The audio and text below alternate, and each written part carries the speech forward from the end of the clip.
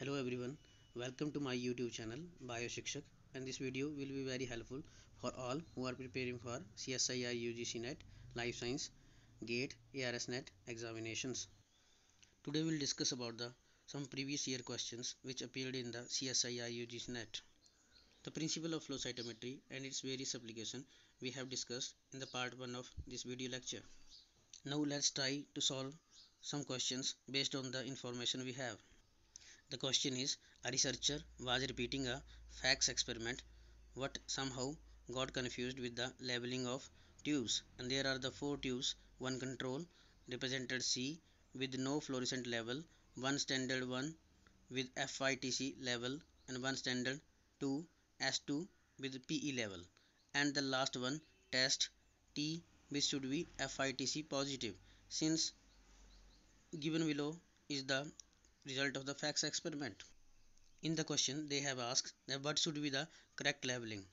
In the question they are saying that a researcher was performing the experiment and he have taken the four different test tubes and added different types of the cells and different types of dyes. But he didn't labeled any test tube or marked any test tube. So he forgot the information that where he have added which dye in which test tube. After that he have performed FACS experiment, that is fluorescent active cell sorting experiment, and got different type of the data. So based on this data he is able to label these test tubes. This is the thing they have asked in the question, that what should be the correct labeling when he will label the test tube again. Now just remind the basic concept of flow cytometry, that where will be the particular dye we will get the particular type of the fluorescence in that particular test tube, and in the test tube where no dye will be added, no fluorescence will be obtained. For solving these questions, firstly draw the positive sign like this and mark the point x, x1 and y1, and mark positive sign at y1 point and negative sign at y point and positive sign at x1 point and negative sign at x point. Then assign dye names to particular points. For the dye PE y axis and for the dye FITC x axis. The orientation of each dye I have taken it from the graph which was generated from the results. For that you can also compare the result data to get these orientation clear. After that modify this picture to a quadrant form. Now label all the four quadrants as first, second and third and fourth, and let us suppose that each quadrant represents a test tube. So in this way there are four test tubes represented first, second, third and fourth. In the first quadrant I have written positive and negative signs. In the second quadrant I have written positive and positive signs double time. In the third quadrant I have written negative and negative signs double time.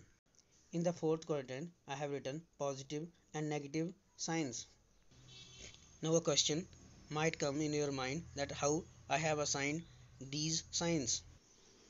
As the area 1 is shared by the both PE and the FITC dyes, in the area 1 PE is positive while FITC is negative, so that's why I have written in the area 1 positive and negative sign. Quarter 2 is shared by the dye PE and FITC and both are positive, hence I have written both positive signs. Similar for the third quadrant, FITC is negative and P is negative, hence negative sign double time is written. And fourth quadrant is shared by the FITC and PE dyes. FITC is positive and PE is negative, hence I have written in the fourth quadrant positive and negative. Now keep one thing in your mind, wherever will be the positive sign for particular dye, a fluorescence will be obtained by the fluorocytometry in that particular quadrant or test tube. Now in the question they have taken four test tubes. One is control with no fluorescent level, means no dye have been added to the control. In the other test tube they have taken standard one which is FITC leveled, and in other test tube they have taken standard 2 which is PE leveled, or they have added PE dye to it. In the last test tube they have taken test and they have mentioned that which should be FITC positive, means FITC must be added into that test. He forget to level all these test tubes, and from the flow cytometry data how he will determine the correct leveling. Now what do you think that where we will get the fluorescence? Let's check. So in the control they have mentioned that no fluorescent dye was added, hence no fluorescence will be obtained for that test tube. And also both the dyes are negative in the third quadrant as we have discussed earlier. In the other test tube they have added standard 1, and to this they have added FITC dye and a fluorescence was obtained. As we have discussed earlier that FITC dye is positive in fourth quadrant, hence the fluorescence will be obtained in the fourth quadrant. After this they have taken another test tube which they have taken standard 2 and added PE dye. And you all know that if some dye is added then there must be some fluorescence. As from the previous discussions, P is positive in the first quadrant. So for that test tube we will get fluorescence in the first quadrant. In the last test tube they have taken test, and to this test they have added a dye FITC. Then there must be some fluorescence. As you all know that FITC is positive in the fourth quadrant. Hence they will get fluorescence in the fourth quadrant. Now let us compare these results with the figure they have given in the question. Now match the our solved answers with that of answer given in the question. We can say that option 4 is the right answer. Whenever S1 and T will be in a test tube, we will get A figure like results, and with the standard 2 we will get the B figure like results. And whenever S1 and T will be present in the same test tube, we will get the C figure like results. Hence automatically D will be the control. Now let us try to solve another question which appeared in the CSIR UGC NET 2019 December. The question is, a mixed cell population was stained with two antibodies, one specific for cell surface antigen A and other specific for cell surface antigen B. Anti-A antibody was labeled with fluorescein and anti-B antibody was labeled with rhodamin. The cell population was then analyzed for the presence of antigens by flow cytometry. They have asked that which one of the following is the correct outcome of this cell population.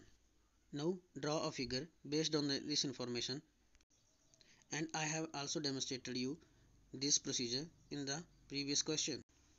As the rhodamin dye gives the red fluorescence and fluorescein dye gives the green fluorescence, so that's why I have written rhodamin with red and fluorescein with green. Now a question can come in your mind that why I have written B with red and why I have written A with green. The answer to this problem is that they have given in the question they have used anti-A antibody which is specific for fluorescein dye, and also they have used another anti-B antibody which is specific for rhodamin. That's why we will write A and B at specific positions. Now you can easily understand where A will be positive or where B will be positive or where it will be negative. By solving these results you will get that in the quadrant 1 A is negative and B is positive, and in quadrant 2 A is positive and B is positive, in quadrant 3 A and B both are negative, and in quadrant 4 A is positive and B is negative. Now you can compare these results with the results given in the question. Hence the right answer is answer number 3. Thanks for watching this video. Don't forget to subscribe to my YouTube channel BioShikshak, and do hit the like, share and subscribe buttons.